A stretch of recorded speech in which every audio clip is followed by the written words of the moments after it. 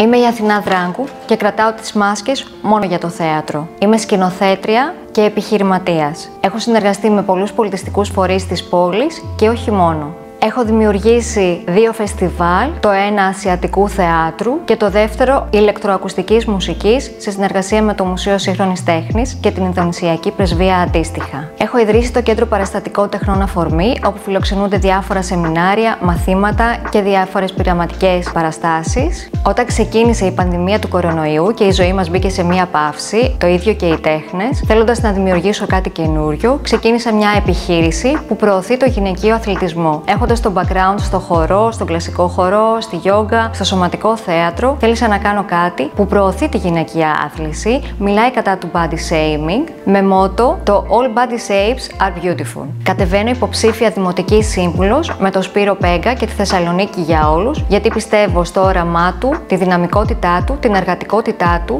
αλλά και την ικανότητά του να μπορεί να συνενώνει ετερόκλητα στοιχεία προς ένα κοινό στόχο.